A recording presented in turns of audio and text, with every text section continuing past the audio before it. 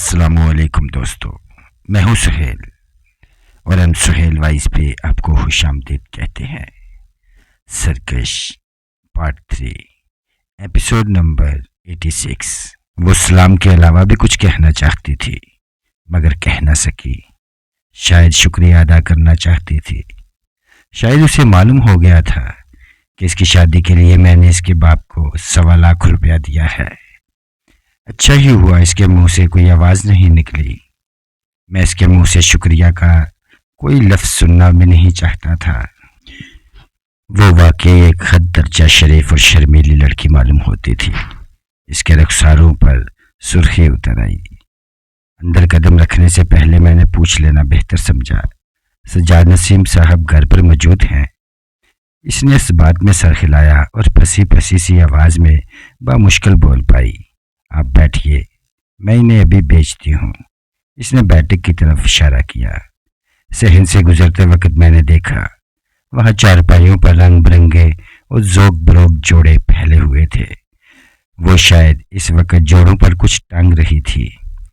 جب میں نے دستک دی، بیچاری اکیلی خود ہی اپنا جہیز تیار کر رہی تھی۔ وہ ایک اچھی لڑکی معلوم ہوتی تھی۔ میں نے دل ہی دل میں دعا کی کہ اسے ایک خوشگوار ازواجی زندگی دیکھنا نصیب ہو۔ میں بیٹھک میں جا کر بیٹھا ہی تھا کہ سجاد نسیم گویا ہانپتا کانپتا سا وہاں پہنچا اور مجھ سے مسافہ کرتے ہوئے تقریباً دوہرا ہو گیا۔ انتہائی ممنونیت سے وہ بولا، آپ خود کیوں زحمت کرتے ہیں چودھری صاحب؟ کسی ملازم کو بیچ کر مجھے بلوا لیا ہوتا، میں حاضر ہو جاتا۔ فون بھی ہمارے ہاں نہیں ہے، ورنہ آپ فون کر کے مجھے طلب فرما سکتے تھے۔ اب آپ خود تشریف لائے ہیں، کتنی بڑی زحمت کی ہے آپ نے۔ وہ یوں ہاتھ ملنے لگا گویا اس کی سمجھ میں نہ آ رہا ہو کہ میری مدارت کے لیے کیا کرے۔ ان باتوں کو چھوڑیے سجاد صاحب، میں نے نرمی سے کہا، میں آپ کو ایک ضروری اطلاع دینے آیا تھا، نصیر نواز نے خودکشی کر لی ہے۔ میں اپنی بات جلد سے جلد کہہ کر وہاں سے رخصت ہونا چاہتا تھا، لیکن سجاد تو اتنا ہی سن کر سناٹے میں آ گیا۔ اس کے چہرے پر دہشت کے آثار نمایاں ہو گئے اور وہ یوں دم سے ایک کرسی پر ڈیر ہو گیا جیسے اس کی ٹانگوں کی جان نکل گئی ہو۔ اس لیے مجھے مزید کچھ کہنے کے لیے توقع کرنا پڑا۔ اخبار میں تو نہیں آئی یہ خبر، خاصی بڑی اور اہم شخصیت تھا وہ۔ آخرکار سجاد کے حلق سے سرسراتی ہوئی سی آواز نکلی، اخبار میں تو کل یا پرسوں آئے گا۔ میں نے کہا، میں تو آپ کو اس سے پہلے خبردار کرنے آیا ہوں کہ اب آپ فلم انڈسٹری میں اس کی جگہ لینے کے لیے تیار رہیں۔ کیا مطلب؟ وہ کچھ اور چونکا۔ مطلب یہ کہ پولیس کو اس کی لاش کے قریب اس کا آخری خط بھی ملے گا، جس میں اس کا یہ اعتراف بھی شامل ہوگا کہ وہ کس طرح آپ سے کہانیاں لے کر آپ کا استعمال کرتا رہا۔ سجاد نسیم نے ایک بار پھر خوف زدہ لہجے میں میری بات کاٹ دی، کہیں پریس مجھ پر تو اس کی موت کے سلسلے میں کوئی شبہ نہیں کرے گی؟ ایسا بھلا کیوں ہونے لگا؟ میں نے تیزی سے کہا، اس کی اپنی تحریر میں اس کے دستخط کے ساتھ اعتراف نامہ موجود ہوگا کہ وہ خودکشی کر رہا ہے، آپ پر بھلا کوئی کیوں شبہ کرے گا؟ آپ تو بہت ہی ڈرپوک آدمی ہیں سجاد صاحب۔ غریب اور کچلا ہوا آدمی عام طور پر ڈرپوک ہی ہوتا ہے چودھری صاحب، وہ بے چارگی سے بولا۔ اپنے اندیشوں کو اٹھا کر ایک طرف رکھ دیجئے، آپ کا خوف بالکل بیجا ہے۔ اگر کوئی بات ہو بھی تو بھلا میں کس کے لیے بیٹھا ہوں؟ معاف کیجئے گا، یہ تو میں بھول ہی گیا تھا کہ اب مجھے آپ جیسی شخصیت کی سرپرستی حاصل ہے۔ اس نے اطمینان کی گہری سانس لی، اس کے چہرے سے یک لخت کی خوف غائب ہو گیا۔ عجیب ہی آدمی تھا وہ۔ میں نے سلسلہ کلام جوڑتے ہوئے کہا، میں اصل میں آپ کو یہ بتانے آیا تھا کہ جیسے ہی یہ خبر سامنے آئے گی کافی ہلچل مچے گی، اور جیسے ہی ہلچل ذرا کم ہوگی فلم انڈسٹری آپ کی تلاش میں دوڑے گی، یعنی نصیر نواز کے پس پردہ رہنے والی اصل شخصیت کو تلاش کیا جائے گا۔ ایک تو اس کام کی کوالٹی کی وجہ سے بھی، اور اب آپ تک انڈسٹری کو دے چکے ہیں، دوسرے اس لیے بھی کہ انڈسٹری میں یک لخت کی مصنف کے شعبے میں ایک ایسا خلا پیدا ہوگا جسے فوری طور پر کوئی بھی دوسرا مصنف پر نہیں کر سکے گا۔ یہ کمی آپ کو خود ہی پوری کرنی ہوگی، آپ کی اپنی کمی، اس کے لیے تیار رہیے گا۔ نصیر نواز نے جن نئی فلموں کے لیے سین کیے ہوں گے جن کے لیے آپ نے ابھی اسے کہانی نہیں دی ہوگی، یا جن کہانیوں کے صرف آئیڈیاز سنائے گئے ہوں گے، ان سب پر اب تیزی سے کام شروع کر دیجئے۔ مایوسی اور دل گرفتگی کے دور سے نکل آئیے۔ آپ کا جتنا نقصان ہونا تھا ہو چکا، اب ایک ہنگامہ خیر مستقبل آپ کا منتظر ہے۔ یوں سمجھ لیجئے کہ اب آپ ہی نصیر نواز ہوں گے۔ کیا واقعی؟ اس کی دھندلی ہوئی آنکھوں میں ان گنت ستارے جاگ اٹھے۔ مجھے یقین نہیں آ رہا۔ کیا واقعی میں فلمی دنیا کا سٹار رائٹر ہو جاؤں گا؟ بے شک، اب آپ کو یقین کر ہی لینا چاہیے، میں نے کہا۔ مجھے اصل میں اسی لیے تو آپ کے پاس احتیاطاً پہلے ہی آنا پڑا کہ لوگ آپ کو تلاش کرتے ہوئے آپ کے پاس پہنچیں اور آپ بوکھلاہٹ میں نہ جانے کیا کہہ دیں۔ عین ممکن ہے کہ آپ انکار ہی کر دیں کہ نہیں صاحب، میں تو نصیر نواز کو کہانیاں لکھ کر نہیں دیتا تھا۔ ہاں، مجھ سے یہ بھی بضد نہیں تھا، اس نے تسلیم کیا۔ یوں آپ اپنی دلدل سے نکلنے کا ایک اور موقع ضائع کر دیتے، اور ایسے سنہری موقع انسان کو بار بار نہیں ملتے۔ میں نے کہا، اب آپ ایسا کیجئے گا کہ نصیر نواز کی خودکشی کا معاملہ منزل عام پر آتے ہی اسٹوڈیو میں میرے فلم بزنس کے انچارج آفاق احمد سے مل لیجئے گا۔ وہ آپ کے لیے باقاعدہ کسی پریس کانفرنس وغیرہ کا اہتمام کر کے مناسب وقت پر آپ کو پریس کے تمام لوگوں اور پروڈیوسروں، ڈائریکٹروں وغیرہ سے متعارف کرا دے گا۔ اب میں چلتا ہوں۔ میں گھڑی دیکھتے ہوئے اٹھ کھڑا ہوا۔ ایسا کیسے ہو سکتا ہے حضور؟ وہ میرا ہاتھ تھامتے ہوئے بولا۔ آپ ہمیں شرف میزبانی بخشے بغیر کیسے جا سکتے ہیں؟ سارا چائے وغیرہ تیار کر رہی ہوگی، آپ کی شائع شان تو نہیں ہوگی، لیکن جس طرح آپ نے پہلے ہمارا مان رکھا تھا اسی طرح پھر عزت افزائی فرما دیجئے گا۔ اس کے لہجے میں ہزار التجائیں سمٹ آئی۔ مجھے بے اختیار ہنسی آ گئی۔ میں نے خوش دلی سے کہا، ایک تو آپ اتنے انکسار بھرپور اور تکلف سے بوجھل الفاظ استعمال کرتے ہیں کہ انسان شرمندہ ہو جاتا ہے، لیکن تمام تر شرمندگی کے باوجود اس وقت میں رکوں گا نہیں۔ میں آپ کی چائے سے ضرور لطف اندوز ہوتا، لیکن میں نے آفس میں کچھ لوگوں کو ملنے کے لیے وقت دیا ہوا ہے۔ ویسے ہوا میں آفس کے لیے کتنا ہی لیٹ ہو جاؤں، کتنے ہی دنوں کے لیے غائب ہو جاؤں، لیکن کسی کو وقت دے کر میں ایک منٹ لیٹ ہونا بھی پسند نہیں کرتا۔ میں اس کے مزید اصرار پر معذرت کرتے ہوئے آخرکار وہاں سے نکل ہی آیا۔ آفس پہنچ کر میں نے دیکھا کہ ہمارے آفس بلڈنگ کے نیچے ہال میں ہمارا ایک سپروائزر اور چند کارکن کسی چیز کے گرد گھیرا ڈالے کھڑے ہوئے۔ ذرا قریب جا کے اندازہ ہوا کہ وہ تقریباً 6 فٹ لمبا اور 2.5 فٹ چوڑا پارسل سا تھا۔ اس پر سفید رنگ کا کپڑا بڑی عمدگی سے چڑھا ہوا تھا۔ مجھے قدرے حیرت ہوئی کہ ہمارے آفس بلڈنگ میں اتنا بڑا پارسل کہاں سے آ گیا تھا۔ مال وصول کرنا یا ارسال کرنے کے لیے شہر کے دوسرے مقامات پر ہمارے گودام اور خال وغیرہ موجود تھے جو اس قسم کے کاموں کے لیے مخصوص تھے۔ آفس بلڈنگ میں ایسا کوئی کام نہیں ہوتا تھا، اس لیے یہاں کبھی اس قسم کے پارسل یا کارٹن وغیرہ نظر نہیں آتے تھے۔ مجھے دیکھ کر وہ سب لوگ مؤدبانہ انداز میں سلام کر کے ادھر ادھر ہو گئے۔ میں پارسل کا جائزہ لیتے ہوئے اپنے دفتر میں آ بیٹھا۔ دفتر میں کچھ دیر کام میں الجھ سا گیا تو کیتھرین کا فون آیا۔ کیتھرین نے فون پر بتایا کہ انسپکٹر صاحب آپ سے ملنے کے لیے آ رہے ہیں۔ میں نے کہا کہ انہیں کچھ دیر کے لیے بٹھاؤ۔ چند ضروری فائلوں پر سائن کرنے کے بعد میں نے کہا کہ انسپکٹر صاحب کو بھیجو۔ انسپکٹر صاحب دفتر میں داخل ہوئے اور انہوں نے کہا کہ آپ ہمارا وقت بہت ضائع کرتے ہیں چودھری صاحب۔ میں نے کہا وقت کا حساب لینے پر آ گیا تو آپ کو لینے کے دینے پڑیں گے۔ آپ ایک سرکاری آفیسر کو دھمکی دے رہے ہیں، اس پر بھی آپ کے خلاف مقدمہ درج ہو سکتا ہے، وہ بولا۔ اس قسم کی بچکانہ باتوں کے جواب دینے کے لیے میرے گروپ کو ایک وکیلوں کی بہت بڑی ٹیم کی خدمت حاصل ہے، جس میں بڑے نامی گرامی وکیل اور ریٹائر جج وغیرہ شامل ہیں۔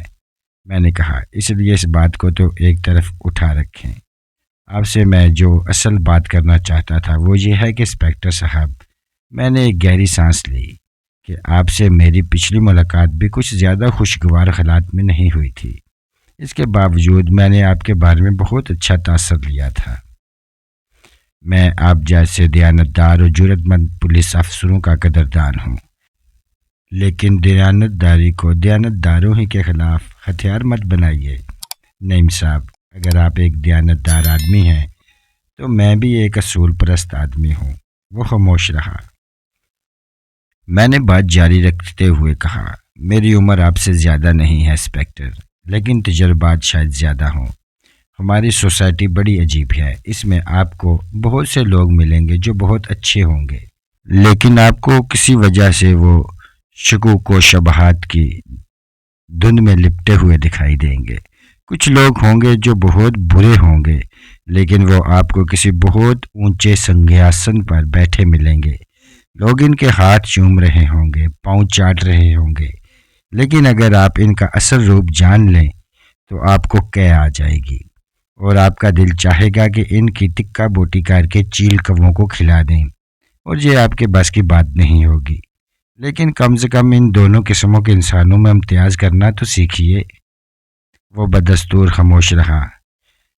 میں تیزی سے بولتا چلا گیا، میری بڑی خواہش ہے کہ آپ جیسے افسروں کی نوکری لمبی ہو، لیکن اگر آپ غلط نمبر کی اینک لگا کر چلیں گے تو قدم قدم پر ٹھوکریں کھائیں گے اور آخر کار آپ کا سفر مختصر ہو جائے گا، کسی موڑ پر تھک کر بیٹھنا پڑے گا۔ میں اس ملک کے چند بزنس مینوں میں سے ایک ہوں، اور اس وقت میرے آفس میں جاپان کی ایک بہت بڑی کمپنی کے نمائندے بیٹھے ہیں۔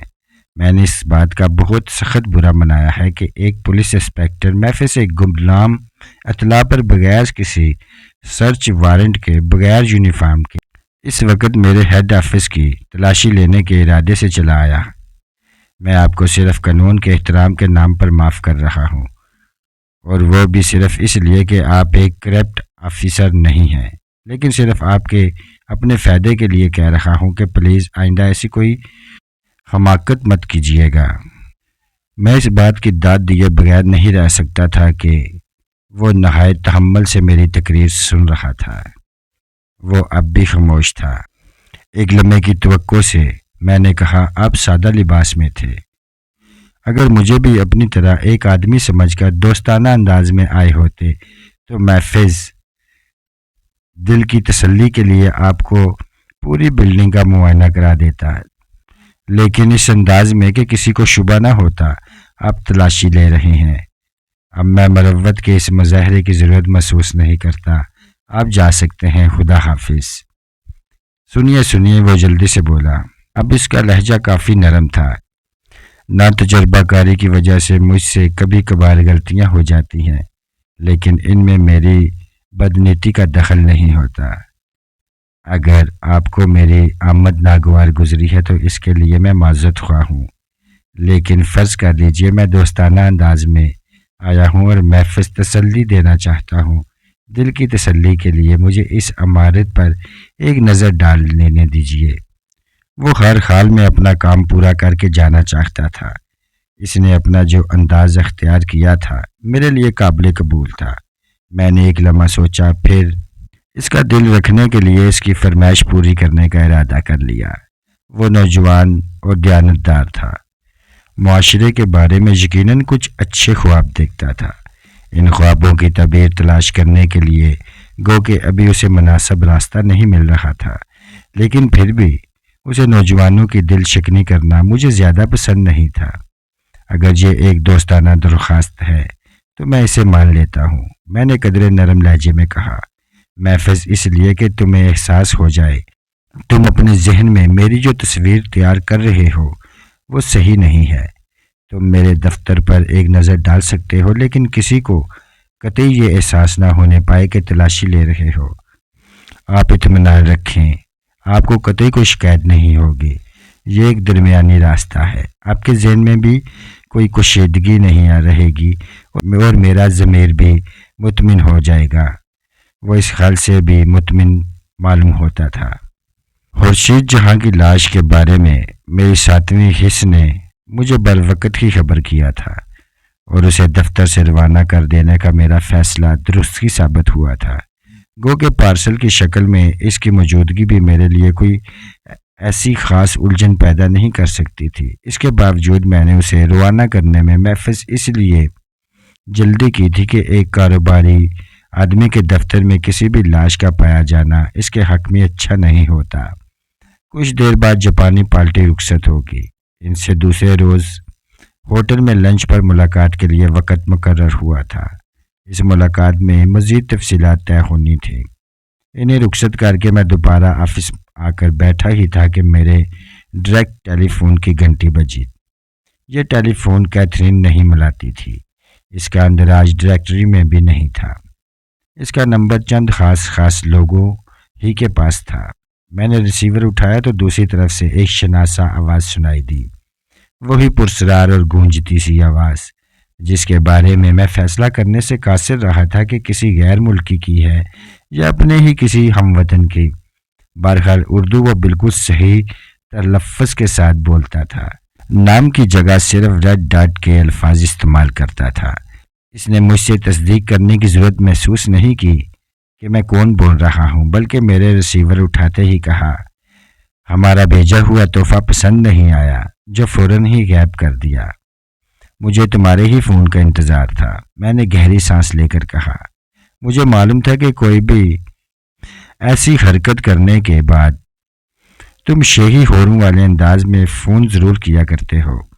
کیا کریں ہم جیسے گھٹیا لوگ، جب تک تم جیسے کسی اعلیٰ حضرت سے بات نہ کر لیں چین سا نہیں آتا۔ وہ خوشگوار لہجے میں بولا، کہاں بھیج دیا پارسل؟ جب تمہیں یہ معلوم ہے کہ میں نے اسے غائب کر دیا ہے تو پھر یہ بھی معلوم ہو جانا چاہیے کہ کہاں بھیجا ہے، میں نے جواب دیا۔ ہم نے یہ جاننے کی کوشش ہی نہیں کی کہ اسے کہاں بھیجا جائے گا۔ ہم صرف یہ دیکھ رہے تھے کہ انسپکٹر نعیم اسے دریافت کر پاتا ہے یا نہیں، اور اسے ہم نے تمہاری بلڈنگ سے خالی جاتے دیکھا۔ مجھے اس کی بات کا پوری طرح یقین نہیں تھا۔ عین ممکن تھا کہ ریڈ ڈاٹ کے کسی آدمی نے ٹونی اور شبیر وغیرہ کا تعاقب کرنے کی کوشش کی ہو، لیکن جب میں ٹونی کو ہدایت کر دیتا تھا کہ کوئی اس کا تعاقب نہ کرنے پائے تو اس کا تعاقب کرنا موت کا تعاقب کرنے کے مترادف ہی ہوتا تھا۔ کیا انسپکٹر نعیم تمہارا آدمی ہے؟ میں نے اچانک ہی پوچھا۔ کاش وہ ہمارا آدمی ہو سکتا، وہ آپ بھر کر بولا۔ کمبخت بالکل بھی بکاؤ نہیں ہے۔ اب ہم کوشش کر رہے ہیں کہ اسے اس کی ایمانداری سمیت ہی تمہاری دم پر پٹاخے کی طرح باندھ دیں تاکہ تم بلبلاتے پھرو، بھاگتے پھرو۔ اتنے چھوٹے موٹے پٹاخوں سے میں دوڑتا پھروں گا، میں نے گویا برا مناتے ہوئے کہا۔ مجھے ڈرانا ہی ہے تو میری دم میں کوئی بم وغیرہ باندھو، وہ بھی باندھ دیں گے، وقت تو آنے دو، اس نے بڑی شفقت سے کہا۔ ابھی تو تم سے تعارف کے ابتدائی مراحل چل رہے ہیں۔ یار دیکھو میری بات سنو، میں نے دوستانہ لہجے میں کہا۔ تم بہت باتیں کر چکے، میں بھی بہت مربوب ہو چکا، کافی سسپینس بھی پیدا ہو چکا۔ اب بتا ہی دو آخر تم کون ہو، یہ ریڈ ڈاٹ کیا ہے، تمہارے مقصد کیا ہیں، میرے ساتھ یہ بے مقصد سی چھیڑ چھاڑ جاری رکھنے سے تمہیں کیا حاصل ہو رہا ہے؟ خدا کے لیے کسی سوال کا جواب تو دے دو۔ اب تو مجھ پر جلجلاہٹ طاری ہونے لگی ہے۔ یہی تو ہم چاہتے ہیں، وہ بڑے مسرور انداز میں ہنس کر بولا۔ تم جیسے آدمیوں کو جلجلاہٹ میں مبتلا کرنا آسان کام نہیں، اور تم جیسے لوگوں کی جلجلاہٹ ہم جیسے غریب مسکینوں کے لیے بڑا قیمتی سرمایہ ہوتی ہے۔ اس نے ایک بار پھر الجھا ہوا جواب دے کر مجھے ٹالنے کی کوشش کی تھی۔ میں نے کہا، اچھا تھوڑی سی سہولت کے لیے اتنا تو بتا دو کہ تمہارا نام کیا ہے؟ ریڈ ڈاٹ تو تمہارا نام نہیں ہے نا؟ میرا نام ایڈم ہے، جسے اردو میں آدم بولا جاتا ہے۔ تم مجھے صرف ایڈی کہہ سکتے ہو۔ اس نے کم سے کم میرے ایک سوال کا جواب تو بلا تعمل دے دیا۔ غیر ملکی ہو؟ میں نے پوچھا۔ میں ان لوگوں میں سے ہوں جن کا کوئی ملک نہیں ہوتا اور سب ملک جن کے اپنے ہوتے ہیں، وہ روانگی سے بولا۔ او مائی گاڈ، میں کرا اٹھا۔ تم نے پھر میرے منہ پر فلسفہ دے مارا۔ اچھا خیر، اصل بات تو بتا دو، تم نے اس بیچاری بے زر سی عورت خورشید جہاں کو کیوں مار ڈالا؟ تنگ بہت کر رہی تھی، ناقابل برداشت ہو گئی تھی۔ ویسے وہ کچھ ایسی بے زر بھی نہیں تھی جتنی تم سمجھ رہے ہو، خاصی پہنچی ہوئی چیز تھی۔ اسے ہلاک کرنا اس لیے بھی ضروری ہو گیا تھا کہ ناٹی کی لاش کے جواب میں تمہیں کوئی لاش بھجوانی تو ضروری تھی۔ ناٹی، تمہارا مطلب ہے وہ گوریلا جس نے جنگل میں مجھ پر اور ستارہ پر فائرنگ کی تھی؟ میں نے تصدیق چاہی۔ ہاں وہی، خاصا کام کا آدمی تھا ہمارے لیے۔ شکر کرو ہم نے اس کے جواب میں تمہیں خاصی ناکارہ سی عورت کی لاش بھجوائی ہے، صرف اس لیے کہ تمہارے دل میں ان ماں بیٹی کے لیے بڑا درد پایا جاتا ہے۔ ہم نے سوچا دیکھیں تم اپنے دوستوں کے لیے کیا کرتے ہو۔ وہ گویا اندازہ کرنا چاہتا تھا کہ مجھے کتنی ذہنی تکلیف ہوئی تھی اور پھر اس احساس سے لطف اندوز ہونا چاہتا تھا۔ میں نے اسے اس کا موقع نہیں دیا۔ کیا خنی سے بھی تمہارا اسی قسم کا سلوک کرنے کا ارادہ ہے؟ میں نے پوچھا۔ فی الحال تو نہیں، سردست تو وہ بڑے مزے سے روز و شب گزار رہی تھی، صرف کبھی کبھی تھوڑی سی اداس ہو جاتی ہے، شاید تمہاری یاد میں۔ اس کے علاوہ اسے کوئی تکلیف نہیں، لیکن اس کا دارمدار تمہارے طرز عمل پر ہے کہ اسے آئندہ بھی کوئی تکلیف ہوگی یا نہیں۔ اگر ناٹی کی طرح، میں نے اس کی بات کاٹتے ہوئے کہا، تم بار بار اس چھیڑ چھاڑ اور وحشت ناک قسم کی شخصیت کو ناٹی کہتے ہو تو مجھے بڑا عجیب محسوس ہوتا ہے۔ کم سے کم اب تو تم اسے اس کے اصل نام سے یاد کر سکتے ہو۔ یہ بچکانہ سا نام اس کی شخصیت کے ساتھ کچھ میل نہیں کھاتا۔ ناموں میں کیا رکھا ہے، نام تو اکثر ہی لوگوں کی شخصیتوں کے ساتھ مناسبت نہیں رکھتے۔ اب تم اپنے نام کو ہی دیکھ لو، محمد افضل چودھری۔ نام سن کر ذہن میں گاؤں کے کسی چھوٹے موٹے ذمہ دار کا تصور آتا ہے۔ گمان گزرتا ہے کہ شام کو اونچی سی پگڑی باندھ کر اپنی بیٹھک میں بڑی سی چارپائی پر بیٹھ کر حقہ گڑگڑا رہا ہوگا، پنڈ والوں کے مسائل سنتا ہوگا، سر ہلاتے ہوئے اور گرجدار انداز میں کھانستے ہوئے انہیں تسلیاں دیتا ہوگا اور کسی مزارے سے ٹانگیں دبواتا ہوگا۔ لیکن تم اس تصور سے کتنے مختلف ہو۔ پہلی بار تم سے ملنے والوں کو اچھا خاصا جھٹکا لگتا ہوگا، ہو سکتا ہے، لیکن کم سے کم میں نے کسی کو جھٹکا لگتے نہیں دیکھا۔ تمہاری کیا بات ہے؟ تمہاری شخصیت میں بے نیازی اور بے پرواہی خطرناک حد تک پائی جاتی ہے۔ خیر، میں یہ کہہ رہا تھا کہ اگر آئندہ تمہاری طرف سے ہمارے پاس ناٹی کی طرح کوئی اور لاش آئی اور ہمارے پاس جواب میں تمہیں بھجوانے کے لیے کسی بیکار سی لاش کا بندوبست نہ ہو سکا تو پھر شاید مجبوراً ہنی کو ہی لاش میں تبدیل کرنا پڑے۔ حالانکہ اسے لاش میں تبدیل کرتے وقت بہت افسوس ہوگا۔ وہ بہت کام کی چیز ہے، بڑے ہنر ہیں اس میں، بڑے گن ہیں اس میں، اور پھر در حقیقت وہ اس سے زیادہ خوبصورت ہے جتنی باہر سے نظر آتی ہے۔ بس اتنی بہت سی بکواس کرنے کے لیے ہی فون کیا تھا تم نے؟ میں نے بے نیازی سے پوچھا۔ تم ان باتوں کو بکواس کہتے ہو؟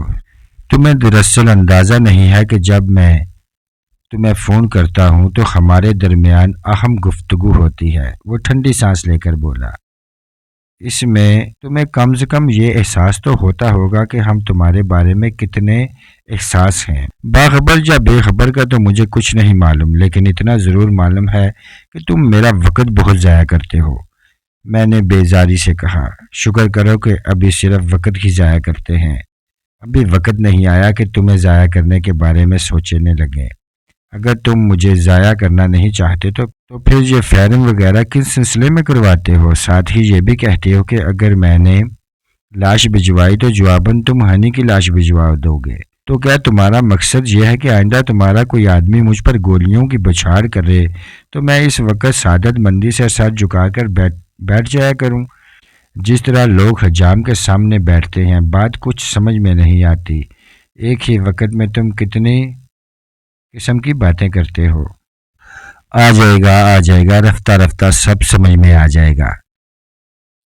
پھر اس نے سلسلہ ختم کر دیا۔ ریسیور رکھنے کے بعد بھی کافی دیر تک میں سوچتا رہا اس شخص کے بارے میں، ان حالات کے بارے میں، اس تانے بانے کے بارے میں جو میرے گرد بنا جا رہا تھا، لیکن ان میں سے کسی کا بھی سر پیر میری سمجھ میں نہیں آ رہا تھا۔ میں کافی دیر انہی حالات میں الجھا رہا۔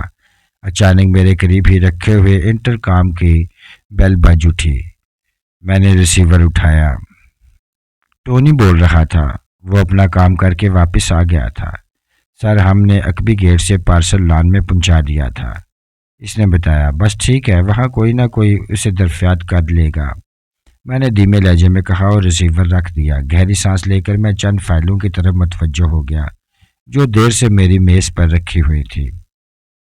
اس کے 2 دن بعد کا ذکر ہے کہ میں گھر سے آفس آنے کی تیاری کر رہا تھا کہ ASI شریف سیال ہامتا کامتا آن پہنچا۔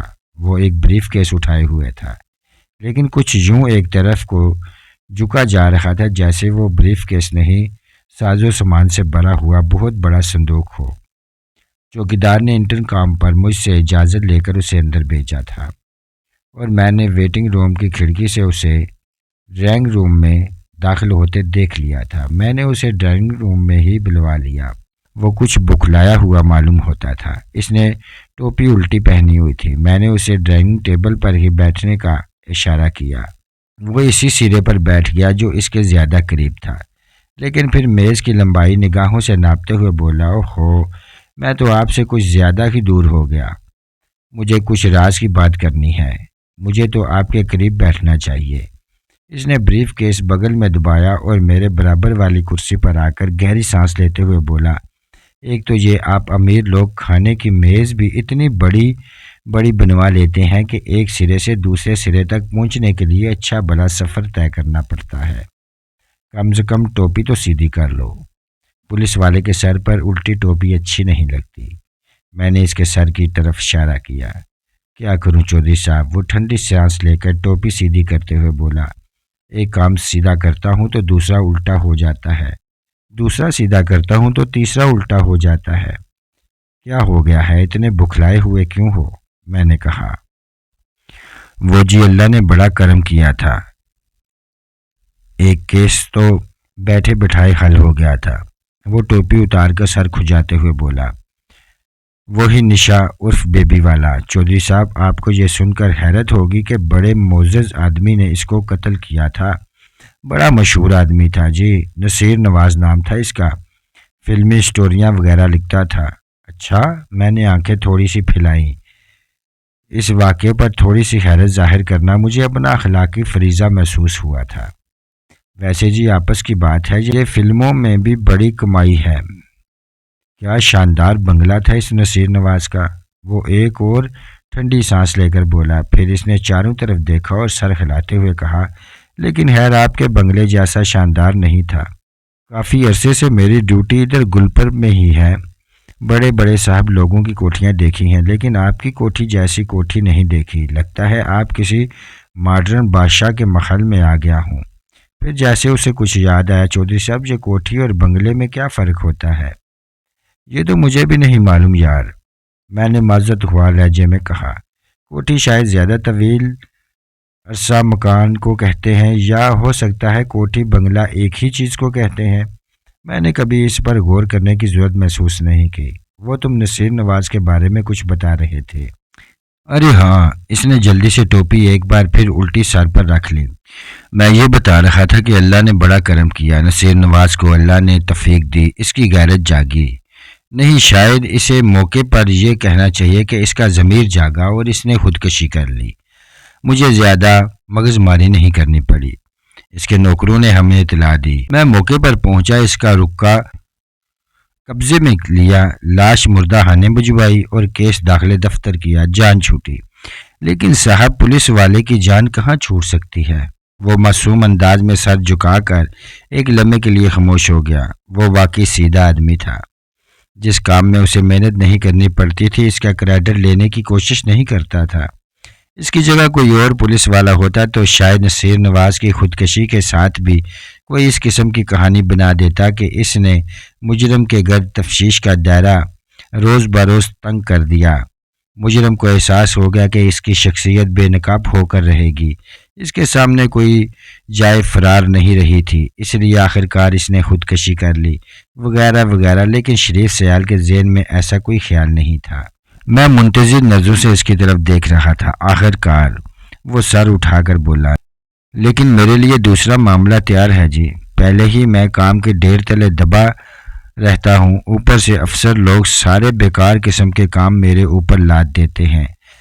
وہ جو کچھ دن پہلے میں اور آپ اس فلم ایکٹرز قسم کی چیز کے گھر گئے تھے نا، وہی جس کا نام خنی تھا، آپ کو یاد ہے؟ ہاں، مجھے اچھی طرح یاد ہے، میں نے کہا۔ اسی دوران خان سامو نے شریف سیال کے سامنے ناشتہ لا رکھا۔ ناشتہ تو میں کالو ماچھی کے ہوٹل سے کر کے آیا تھا، لیکن خیر اب اتنی اچھی چیزیں دیکھ کر انکار کرنے کو بھی دل نہیں چاہتا، وہ آستینے چڑھاتے ہوئے بولا۔ وہ تم ہنی کے بارے میں کچھ کہہ رہے تھے، میں نے اسے یاد دلایا۔ ہنی کے بارے میں کہا جی، میں تو آپ کو اس کی ماں کے بارے میں بتانے لگا تھا، وہ سر جھٹک کر بولا۔ ہم جب ان کے ہاں پہنچے تو وہ دونوں ماں بیٹی اغوا ہو چکی تھی نا۔ میں نے اس بات میں سر ہلایا تو وہ کرہانے کسی انداز میں بولا، آج میں اس کی ماں کو دفن کر کے آیا ہوں۔ کیا مطلب؟ مجھے ایک بار پھر حیرت زدہ ہونے کی اداکاری کرنی پڑی۔ پتہ نہیں کہاں سے اس کی لاش ٹپک پڑی۔ ایک نوکرانی کو اس کی لاش پچھلے والے لون پر رکھی ہوئی ملی تھی، باقاعدہ تابوت میں تھی۔ کسی کو کچھ نہیں معلوم کہاں سے آئی وہ لاش، کب آئی وہ لاش، کیوں آئی وہ لاش۔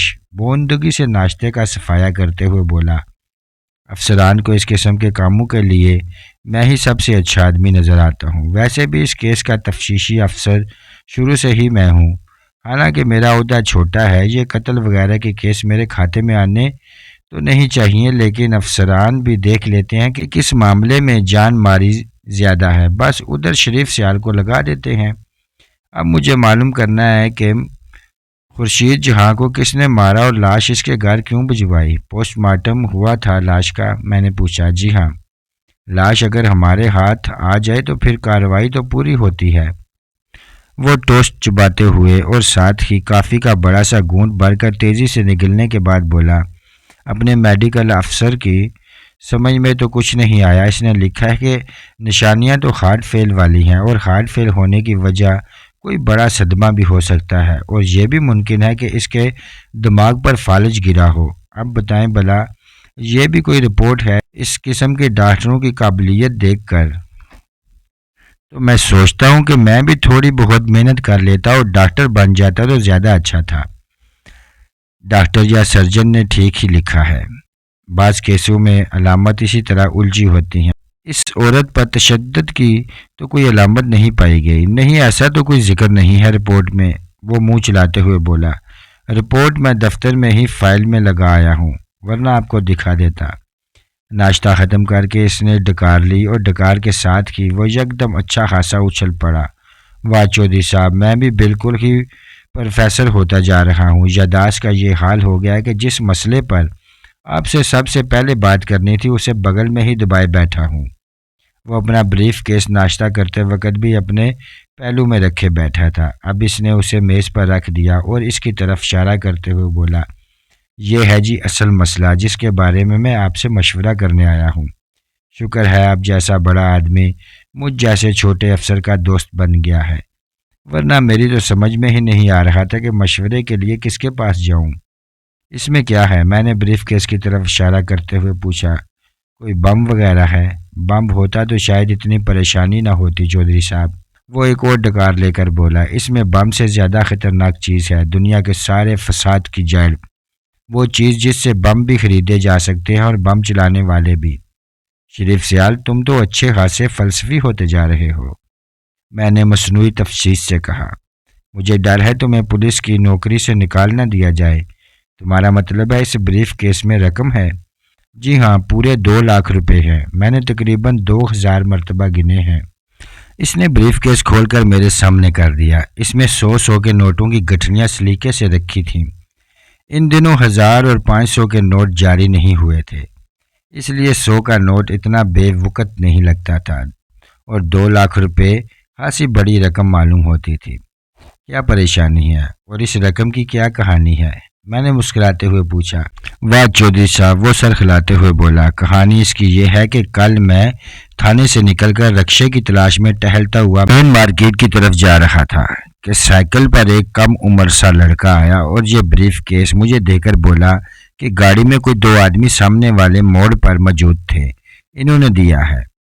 میں نے اس طرف دیکھا جدھر لڑکے نے اشارہ کیا تھا، ادھر ایک کار تو واقعی موجود تھی، لیکن میرے دیکھنے تک وہ تیزی سے FC کالج کی طرف روانہ ہو چکی تھی۔ فاصلہ کافی تھا، میں نہ تو یہ دیکھ سکا کہ کار میں کتنے لوگ تھے یا ان کی شکلیں کیسی تھیں، اور نہ ہی کار کا نمبر دیکھا۔ سائیکل والا لڑکا ایک طرف چلا گیا، کار دوسری طرف چلی گئی، میں بیچ میں کھڑا رہا۔ وہ ایک لمحے کی توقع سے بولا، بریف کیس کو تالا نہیں لگا ہوا تھا۔ میں نے تھوڑا سا کھول کر دیکھا تو نوٹ بھرے ہوئے نظر آئے۔ قسم سے میرا تو دل بیٹھ گیا چودھری صاحب۔ میں نے اپنے آپ سے کہا، لے بھائی شریف سیال، تیرے شاندار کیریئر کا تو خاتمہ ہو گیا۔ آج تو ذلیل کر کے محکمے سے نکال دیا جائے گا اور DSP بننے کی حسرت تیرے دل میں ہی رہ جائے گی۔ میں نے تو وہیں کھڑے کھڑے اپنی نوکری کو خدا حافظ کہہ دیا۔ کیوں بھائی، اتنی پریشانی کی بات کیا تھی؟ میں نے اس کے اندازے سے محفوظ ہوتے ہوئے پوچھا۔ ظاہر ہے جی، سڑک پر کھڑے آدمی کو کوئی راہ چلتا آدمی یوں ہی تو بریف کیس میں نوٹ بھر کر نہیں پکڑا جاتا۔ پہلا خیال تو یہی آیا کہ کسی نے مجھے رشوت خوری کے کیس میں پھنسانے کا پکا بندوبست کیا ہے، اور بس اب کسی بھی لمحے FIA، CIA، DIA، PIA اور پتہ نہیں کون کون سے IA اور JIA قسم کی ایجنسیاں میری گردن ناپنے کے لیے چلی آ رہی ہوں گی۔ اینٹی کرپشن والے تو شاید فوٹوگرافروں کو ساتھ ہی لے کر آئیں گے کہ بریف کیس سمیت میری تصویریں کھینچی جا سکیں۔ قریب ہی ایک گٹر کا منہ کھلا نظر آیا۔ میں نے سوچا بریف کیس اس میں پھینک دوں، لیکن یہ کمبخت نوٹوں میں بڑی عجیب ہی کشش ہوتی ہے، خواہ ان کی وجہ سے ہی آدمی کی جان پر بنی ہو، مگر پھر بھی انہیں پھینکنے کو جی نہیں چاہتا۔ چنانچہ میں بھی خوفزدہ خرگوش کی طرح بھاگتا چلا گیا، بریف کیس بغل میں ہی دبا رکھا۔ کل سے اس کو چھپاتا پھر رہا ہوں، سمجھ میں نہیں آ رہا کیا کروں کیا نہ کروں۔ میں سمجھ گیا تھا بریف کیس اسے سیٹھ وحید نے بھجوایا تھا، لیکن سیٹھ وحید چونکہ اندھیرے میں ہی رہ کر شریف سیال کو نوازنا چاہتا تھا، اس لیے میرا اس ضمن میں زبان کھولنا مناسب نہیں تھا۔ شریف سیال نے ایسا کوئی کارنامہ بھی انجام نہیں دیا تھا، لیکن سیٹھ وحید زبان کا پکا معلوم ہوتا تھا۔ چنانچہ اس کی دلی تمنا پوری ہو گئی تھی، اس کی بیٹی کا قاتل کیفے کرتار کو پہنچ چکا تھا، اس لیے وہ اس باب میں کسی نہ کسی کو ضرور نوازنا چاہتا تھا۔ مجھ سے تو روپے پیسے کی بات کرنے کا اس میں حوصلہ نہیں پڑ سکتا تھا، میں یقیناً اس قسم کی بات کا برا منا جاتا۔ چنانچہ اس نے شریف سیال کو منتخب کر لیا تھا، جو اسے مجھ تک پہنچانے کا ذریعہ بنا تھا۔ ممکن ہے قدرت ہی پہ شریف سیال جیسے سیدھے آدمی کو نوازنے کا بہانہ بنا ہو۔ اس غیبی ہاتھ کے کام بڑے عجیب ہوتے ہیں۔ میں نے ہنستے ہوئے کہا، زندگی میں پہلی بار ایسا پولیس والا دیکھا ہے جو اس لیے پریشان ہے کہ اسے رقم دے دی گئی ہے، ورنہ پولیس والوں کو تو عموماً اسی بات پر پریشان دیکھا ہے کہ انہیں رقم کیوں نہیں دی جاتی۔ چودھری صاحب، اب آپ سے کیا پردہ، بات اوقات کی بھی ہے نا؟ وہ سر کھجاتے ہوئے بولا، بچپن سے جوانی تک میں نے غریبی ہی غریبی دیکھی ہے۔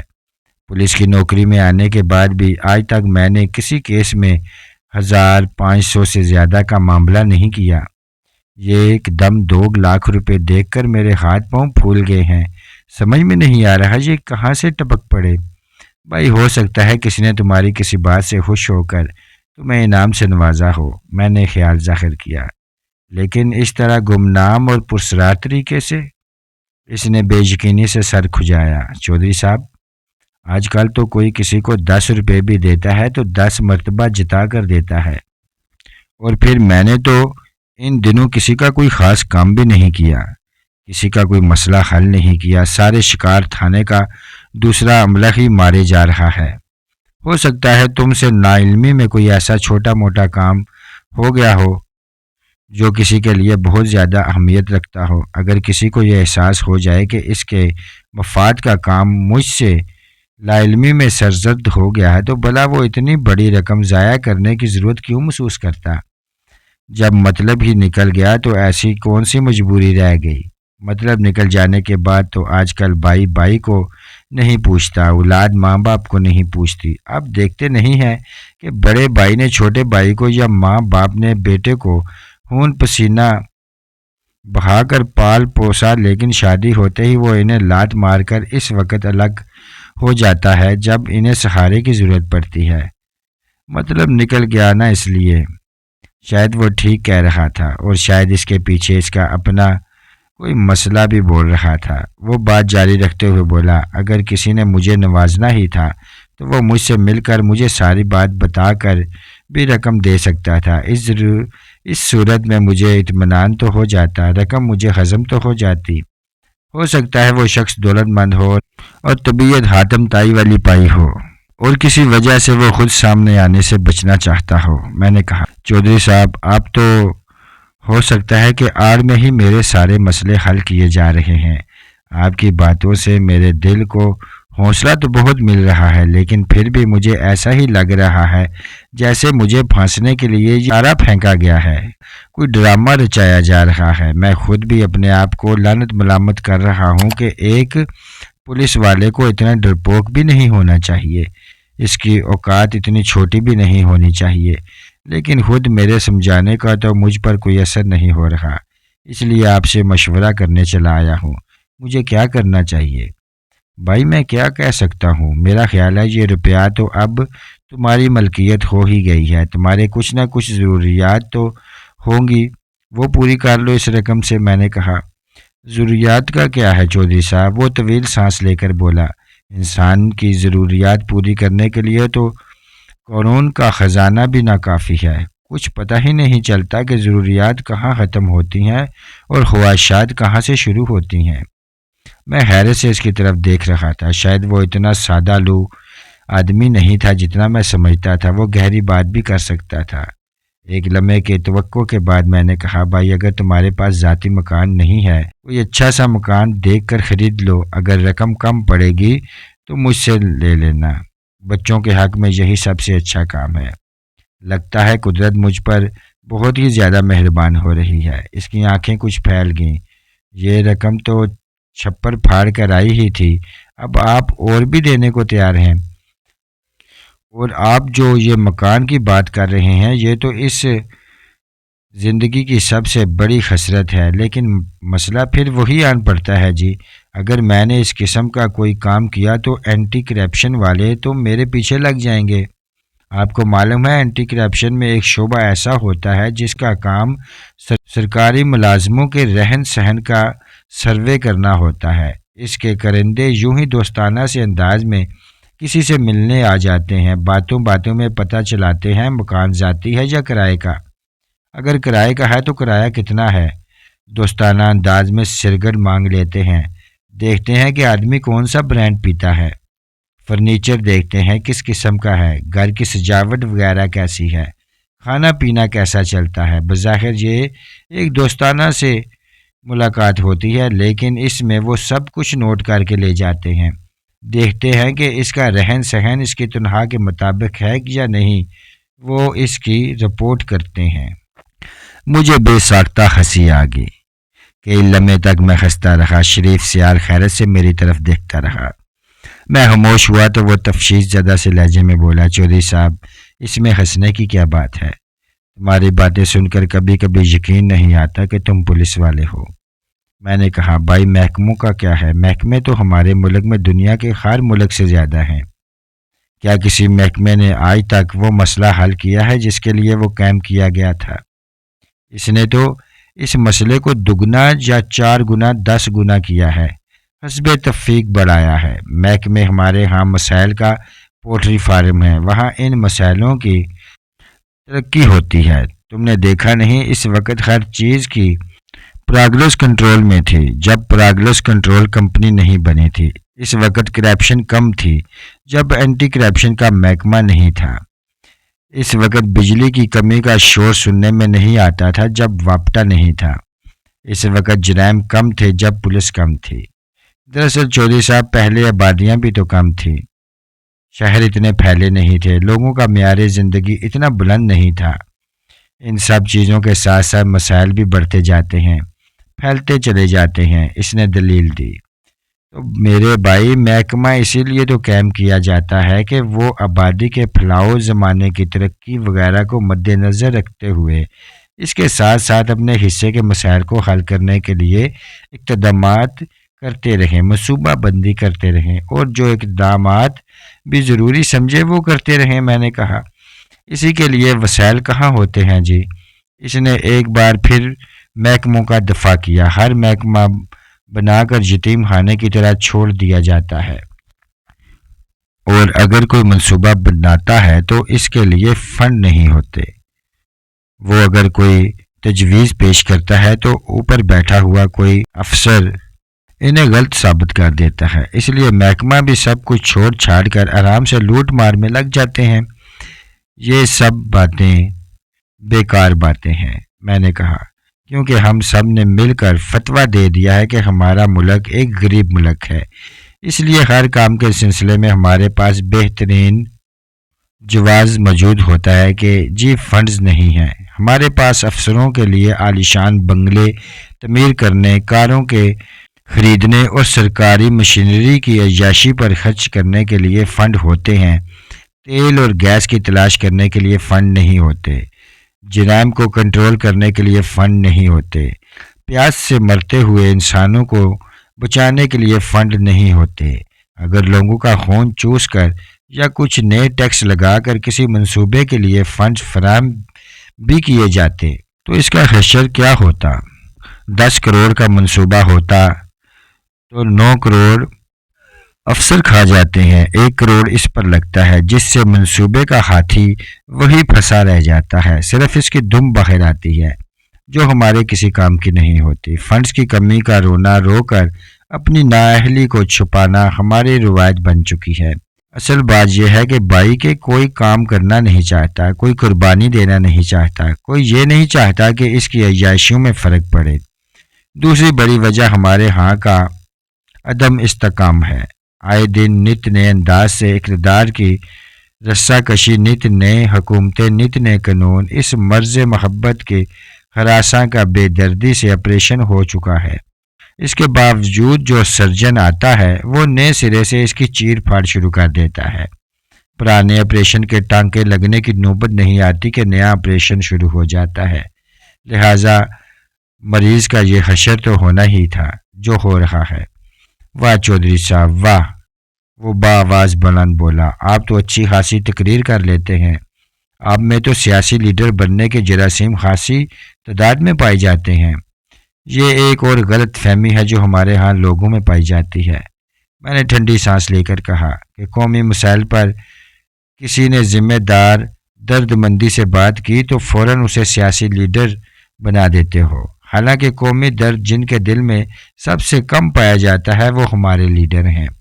لیکن مصیبت یہ ہے کہ لیڈر کے کم از کم 2 چہرے ہوتے ہیں، ایک وہ جو اخباروں میں نظر آتا ہے اور ایک وہ جو اس کے صرف چند انتہائی قابل اعتماد لوگوں کو نظر آتے ہیں۔ ہمارے سادہ لو لوگ صرف اخباری چہروں کی وجہ سے لیڈروں کو پوچھتے ہیں، اگر وہ ان کے حقیقی چہرے دیکھ لیں تو خوابوں میں بھی چیخیں ماریں۔ لیکن دیکھو بات کہاں سے کہاں چلے گئی، مجھے تمہاری سادہ لوئی پر ہنسی آئی تھی اور گفتگو کا رخ مڑ گیا رلانے والی باتوں کی طرف۔ بیکار ہیں جی یہ باتیں، وہ سر کھجا کر بولا، ہمارے معاشرے میں روزانہ کروڑوں آدمی کمروں میں بند بیٹھے اس قسم کی باتیں کرتے رہتے ہیں، لیکن اس سے کیا فرق پڑتا ہے؟ یہی سوچ کر تو میں خاموش رہتا ہوں۔ یہ تو آج تم نے میری دکھتی رگ چھیڑ دی۔ میں اصل بات کیا کر رہا تھا؟ میں نے پوچھا۔ آپ مجھے تسلیاں دے رہے تھے کہ محکموں وغیرہ سے کیا ہوتا ہے؟ وہ جلدی سے بولا، ہاں تم بتا رہے تھے کہ سرکاری ملازموں کا سروے وغیرہ کرنے آتے ہیں۔ میں نے سر ہلاتے ہوئے کہا، اس سے کیا فرق پڑتا ہے؟ میں اس شہر میں بہت سے ایسے پولیس افسروں کو جانتا ہوں جن کے لاکھوں کے کاروبار ہیں، لاکھوں کی کوٹھیاں ہیں۔ ابھی پرسوں ہی میں نے اسلام آباد میں مسٹری آف انڈسٹری میں ایک شناسا پولیس افسر کو دیکھا، وہ ٹیکسٹائل مل لگانے کے لیے NOC لینے آیا ہوا تھا۔ درخواست بے شک اس کے ایک رشتہ دار کے نام سے دی گئی تھی، لیکن مجھے معلوم ہے کہ رشتہ دار کا اس کارخانے سے کتنا تعلق ہوگا، بنیادی سرمایہ کا ذریعہ کیا ظاہر کیا گیا ہے اور اصل میں سرمایہ کہاں سے آیا ہے۔ یہ باتیں مجھ سے بھی پہلے مسٹری کو معلوم ہو گئی تھی، لیکن اسے بہرحال NOC مل جائے گی۔ محکمہ اپنا کام کر رہے ہیں، تم اپنا کام کیے جاؤ میرے دوست، ٹھیک ہے جی؟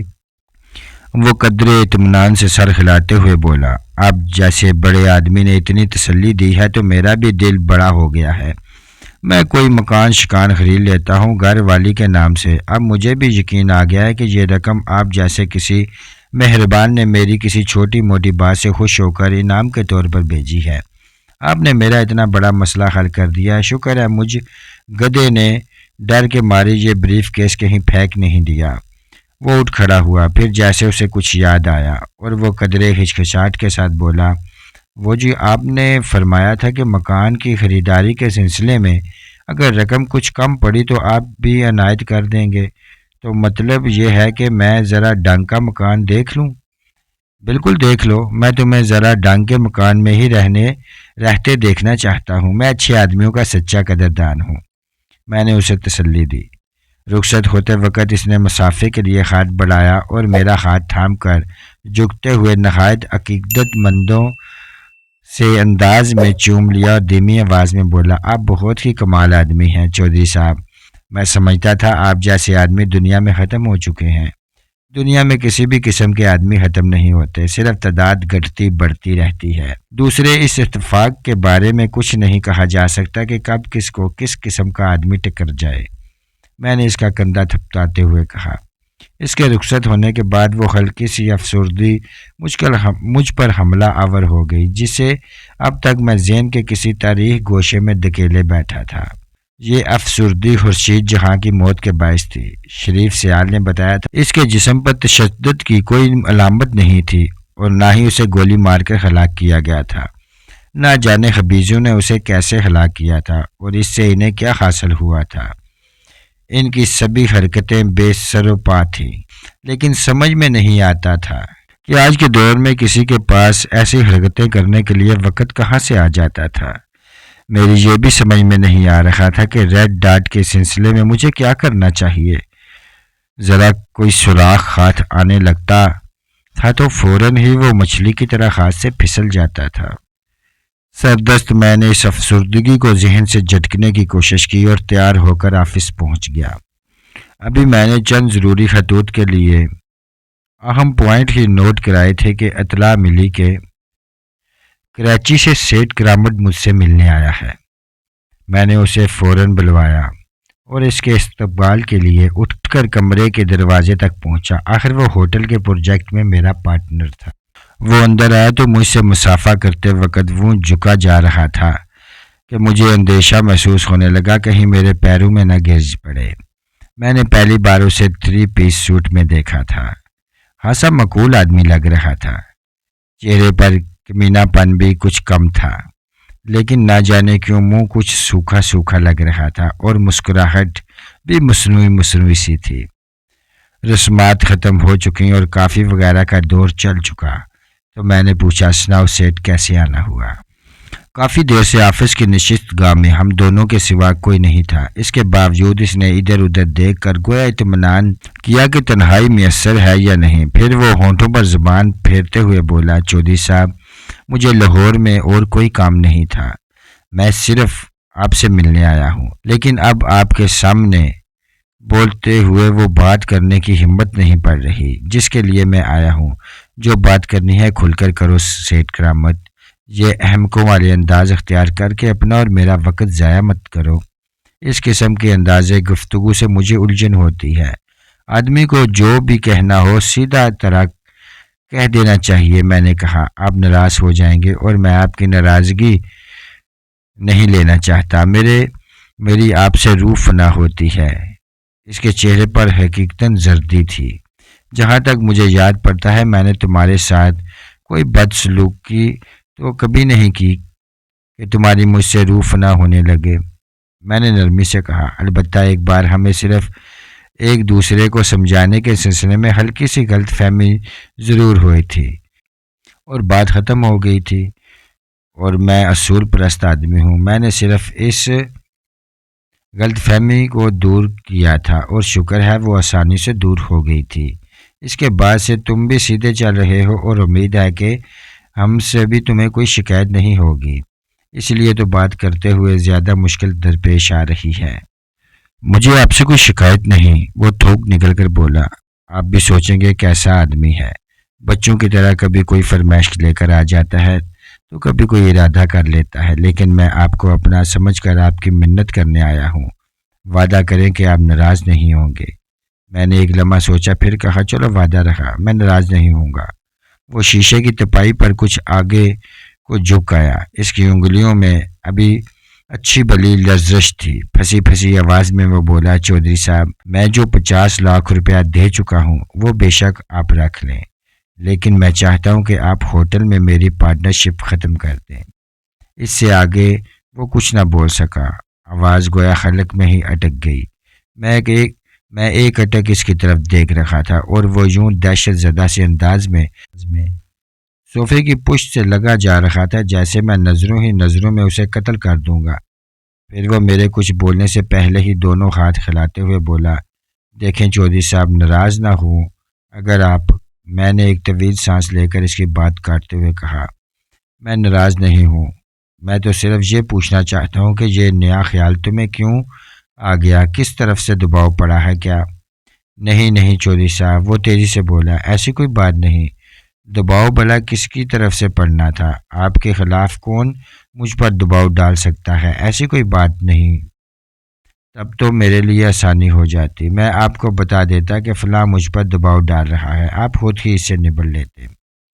ہو سکتا ہے دباؤ ڈالنے والا ہم سے زیادہ طاقتور ہو، میں نے کہا۔ میری نظر میں تو آپ ہی سب سے زیادہ طاقتور ہیں جی، وہ دونوں ہاتھ جوڑ کر بولا۔ مکھن لگانے کی چیپ اور روایتی قسم کی کوشش نہ کرو، بالکل سچی بات کرو۔ بعض اوقات صرف سچی بات کی وجہ سے میں اپنے دشمنوں کو بھی معاف کر دیتا ہوں۔ تم تو پھر بھی کم سے کم فی الحال دوستوں میں شامل ہو۔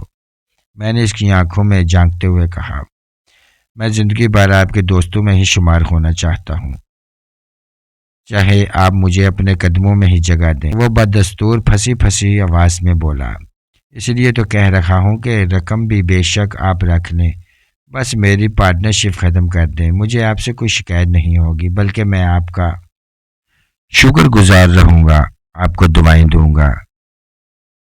سچی وجہ تو بتاؤ۔ میں نے اس کے چہرے سے نظریں ہٹائیں اور نرمی سے کہا، کیونکہ اس کی طرف میرے دیکھنے سے اس کی جان نکلی جا رہی تھی۔